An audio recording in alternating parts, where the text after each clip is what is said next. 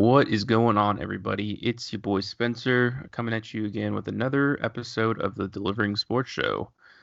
We have a little bit of a special episode today. I brought on a good friend of mine to talk about one of the biggest cultural phenomenons in sports history. But before I get to that, welcome to the show, Joe. Hello, guys. How you doing? I'm Joe. Joe and I met in our minor that we take together, which is Chinese. I took it in high school and I liked it, and I had to do the language requirement anyways for college, but Joe and I ended up sticking it out together because we liked it so much, and he finished his minor this semester, and I'm finishing mine next, but which is where this is all related to. In any case, Joe has a project. Would you like to introduce it for a quick second, Joe?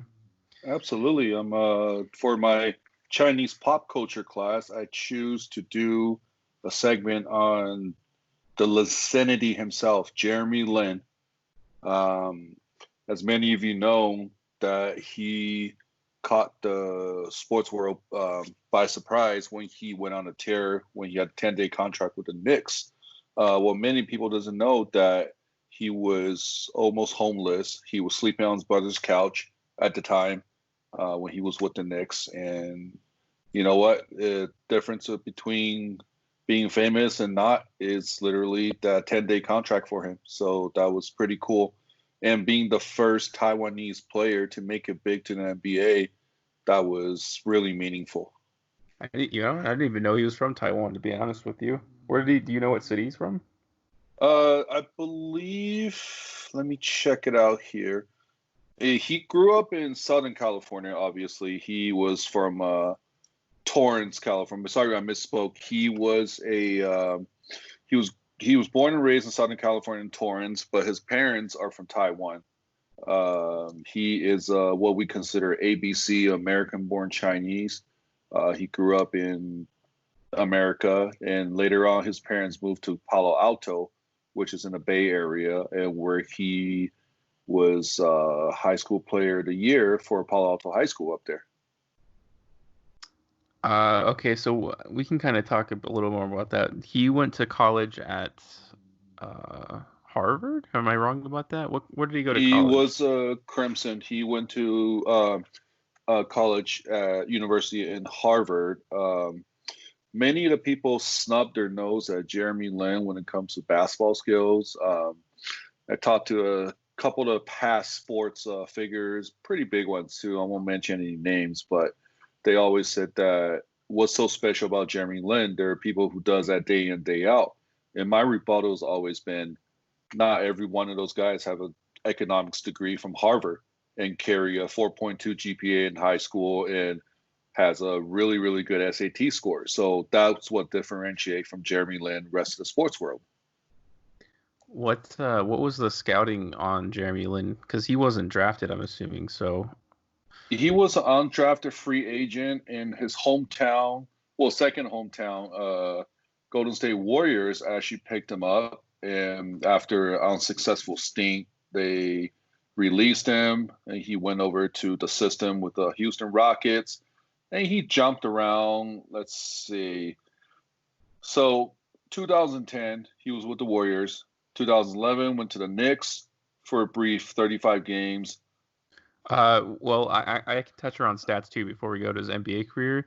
Just in Yeah. case you guys are wondering, he averaged 12.9 points in college, although that number is slightly skewed, I'll say, because in his last 2 years, he averaged 17.8 points per game and 16.4, so a massive improvement. To go along with 2.4 steals in both of those years, averaged over a block in his senior season. The only big problem in his game, which is maybe a big reason why he wasn't drafted, the 3.1 turnovers to 4.5 assists. So a really bad turnover to assist ratio, along with a average, 34.1% 3-point percentage. Right. So it's just one of those guys who you hear about, especially in the Mountain West, for all my Las Vegas listeners, guys who just have decent stats, but have to fight their way to make a name for themselves, certainly because while those numbers are decent enough to be looked at, it's all about what you do with them once you get your chance in the league, you know. Uh, Absolutely. And here's a little stat on his academic career. Jeremy Lin had a 1428 on his SATs. That's when it was out of 1600. 4.2 GPA. He had 80 pick of the litter.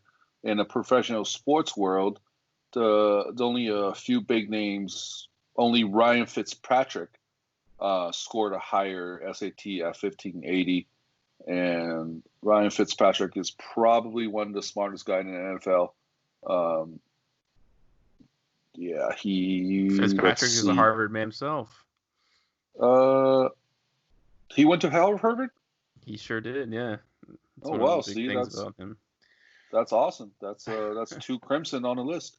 Yeah. So getting in a little bit to Jeremy Lin's career, I do want to talk about the start of this whole thing. And the first question I'll pose to you, Joe, is does he become as popular if he's not on the Knicks? What if he did the same thing in Charlotte I to start his I career? I know he ended up playing there, but I personally think with the Linsanity, it had a lot to do with luck as well.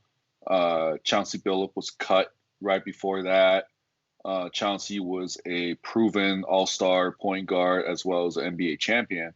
But he was injury prone, and Carmelo Anthony went down. So Knicks were looking to revamp the offense, which Jeremy Lin fits that criteria. He's a pass first, score second point guard. And just so happened they had a lot of hungry young player along with old player like Iman Shumpert, J.R. Smith, as well as Tyson Chandler. And those guys were receiving the ball particularly well from Jeremy Lin and actually made the basketball more fun. It was more like what you play in junior high and high school. Go down the lane, toss the ball up, somebody dunk the ball. And during that 10-day period, the Knicks were playing very unselfish basketball. And I believe that Jeremy Lin just got very lucky that he was in a system where Mike D'Antoni actually trusted him with the offense. yeah, and what I was getting towards a little too is that the New York City juice itself, I think, helped make this as big as it was. The media coverage with New York is tenfold what you would have in smaller market teams. So I think he would have, if he played the same way and he had the same kind of stats, I think he would have gotten himself an NBA contract. But the popularity and the phenom of Linsanity really came from the fact that he played in the biggest basketball city in the world. He did. You're absolutely right on that because New York is a tough city. I mean, like Frank Sinatra says, if you make it here, you can make it anywhere. Couple of off-colored scenario. Rudolph Giuliani took down one of the biggest mob figure in the world, John Gotti and the Gambino family. It boosted up his career as a mayor. Derek Jeter, always been a winner with the Yankees. Till now, Aaron Judge, he is one of the biggest name on the Yankees roster. And the Knicks were the lovable losers. They were always there, but unfortunately in the 90s, they were always had to go through Michael Jordan. And during that time, when Jeremy Lin was on the team, their record was less than stellar. They were having trouble jump starting their fan base and everything. So the Knicks fan were honestly one of the most brutal fans in the world. They'll tell you straight up that you suck, but not so many nice words. So I think Lin's playing style along with the rest of the team made basketball more fun, and the fan actually appreciate that. They want to see him try hard instead of just roll over and give up. That's all. Yeah, and I think one of the things that makes this thing so much more miraculous is we're talking about a time in basketball where it was called the D League at the time, if you guys even remember that, for a lot of you, because it's been the G League for I think 4 years now. I don't know, maybe, but in any case, the D League was looked at as like a very unappealing side of basketball And now it's like a legitimate resource where guys are called up constantly to fill roles. So the idea of a guy being called up from the D League, like teams barely had affiliates in any case, so no one ever heard of him. So it was really a spectacular, like an off chance that he wouldn't get an opportunity to be a part of the team because, like I said, it wasn't even considered a developmental league before. It was literally just like, hey, these are some guys who aren't good enough to be in the NBA who are just playing in this other league. Yeah, Um, absolutely. I yeah. totally agree with you on that. So moving into the just for 1 second, let's just talk about like the idea of Jeremy Lin in the league. He starts to do this game. But when do you remember it became really big? Like, was it after his first game, or I guess probably after the third? I would suppose, where everyone kind of started taking it seriously. I started noticing it when he torched Darren Williams and the Brooklyn Nets with a very good game that he had. It wasn't much about his scoring, but it was about his passing ability. And what I started noticing, the biggest game of his career is when he torched the back then Laker point guard, shooting guard Derek Fisher, and he had 38 points against Kobe. Kobe guarded him a few times, and Derek Fisher was predominantly on him, and he torched the Lakers completely. He was going in, he was hitting shots outside, he was driving in, dishing out, throwing alley oops. Like I said, basically playground basketball. He just went out there. He had nothing to lose. He's a guy who's got a 10-day contract. These guys are established veterans. And the worst thing he can do is score 0 points. And he went out with the mentality to say he's going to do it, and he did it. So that's when I started noticing that he was here to stay. Yeah. So really quickly, I'll just run you guys the stats of the kind of all the craziness. And 136 points were scored by Lin in his first five starts. That was the most of any player since the NBA and ABA merged in 1976, which was pretty impressive. He averaged 26.8 points per game. The only downside, I suppose, to this was 30 turnovers in his first five starts, which is also a record. But in any case, when things started getting serious, and there was a lot of, I think there was a lot of, tug backwards, people saying like this is a fluke, it's overrated, and it seemed like he kind of got stereotyped and maybe even discriminated against during this craziness. That you're absolutely right on that. Asians has been dealing with systematic microaggression, racism since the beginning of time. What people don't realize is that Asians were brought over as not technically slaves, but they were a workforce that worked for cheap during the railroad era, the gold rush era. A lot of Asian hating sentiment was born at this point. If any of you seen that movie Tombstone, there was an anti-Asian league. They mentioned that various times, and that was one of the things that most people do not understand, and they kind of forgot over time. When you think of slavery, you think of the South with the cotton fields. So with Jeremy Lin as an Asian American, and particularly carrying a really good GPA as well as a SAT score, is that there's certain stereotype that Asian fits in, and most of the people automatically think Asians are supposed to be anywhere around 5'9" to 5'11", 6 foot. Uh, Jeremy Lin, I believe he stands at 6'3", 200 pounds. And like myself, I'm Taiwanese born, Chinese. I am 6'4", and 270 pounds. So it's not all of us are short. It's just the perception of that, and that gives people the stereotype. And he was a high value journeyman. That's what I would classify him as, because if there's a major trade happening, his name is always included in it. He's got value. He's got marketing value, because at one point in time, his jersey from February and March when he went through the Linsanity era, it was the best-selling jersey in the NBA.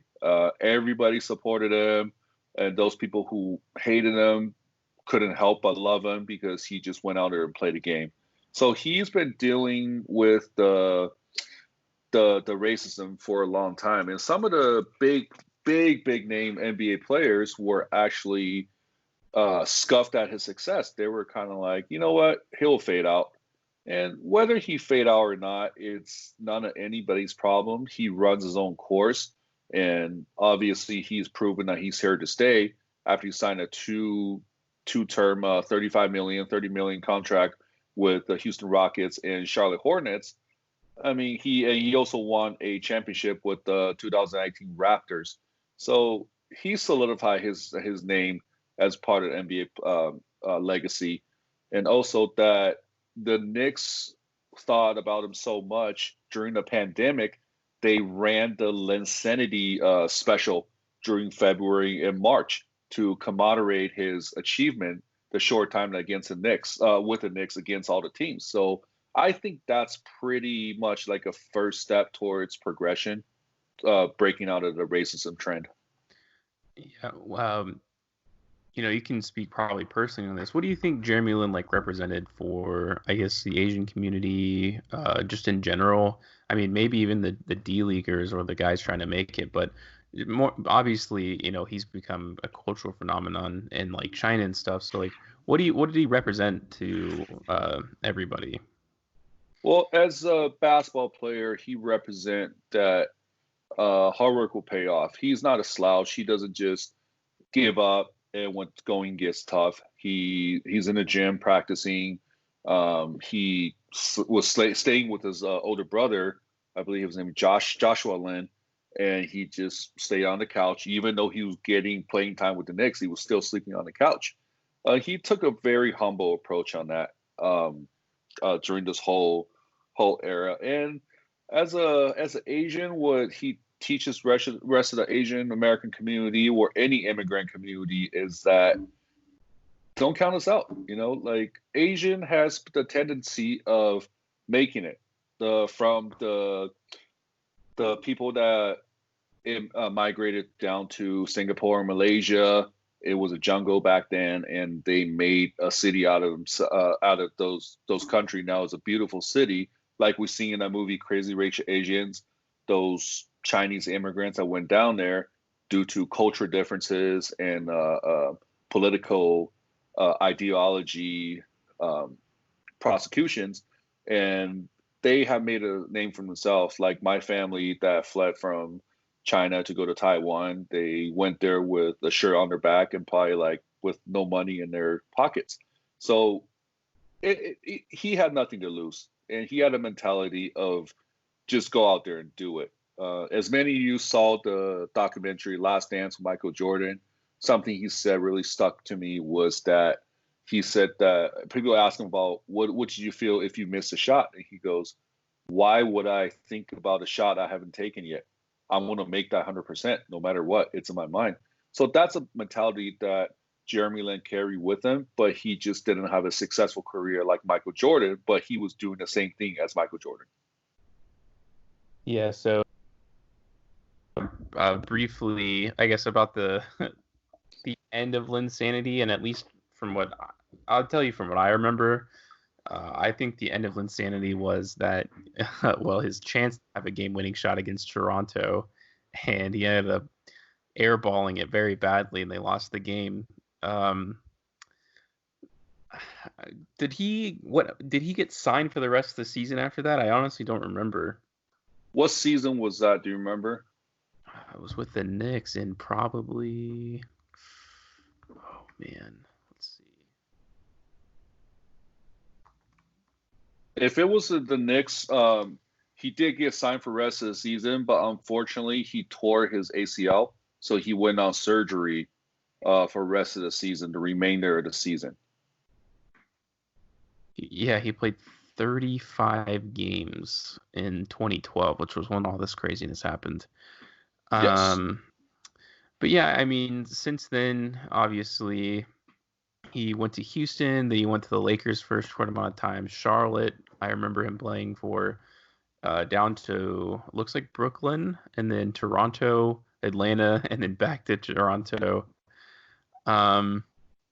Honestly, like, you can say that's like a journeyman's career, but that's a lot longer of a career than most people have. And I do think it goes beyond just Linsanity because, I mean, that's faded from reality in a sense. I don't think teams are buying him for marketing purposes, but his biggest downfall, I suppose, has been his injury-prone career, which is, I guess, the story for a lot of guys. So it's not, there's nothing really you can do about it.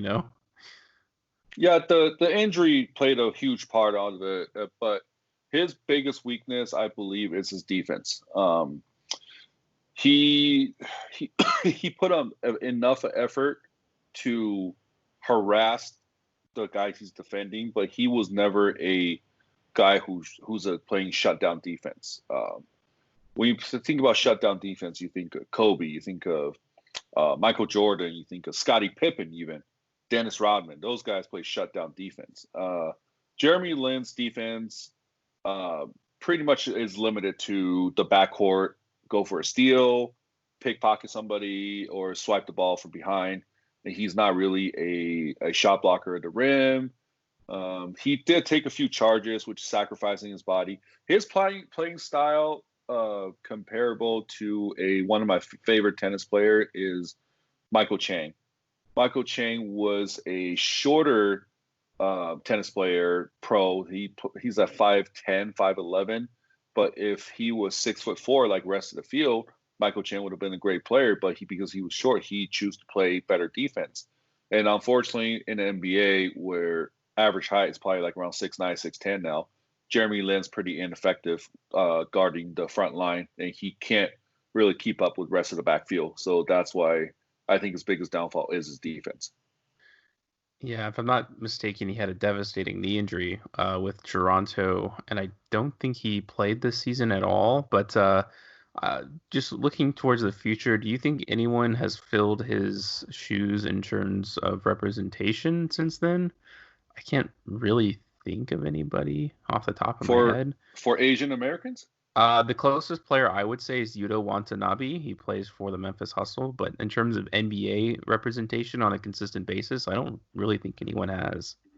I hate to throw this comparison out, but Jeremy Lin is on the magnitude of comparing to Michael Jordan. He's on the lower level of that spectrum.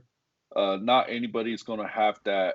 Asian American will put up that stellar performance ever again. I don't think, not for the next 10 years. I don't foresee it.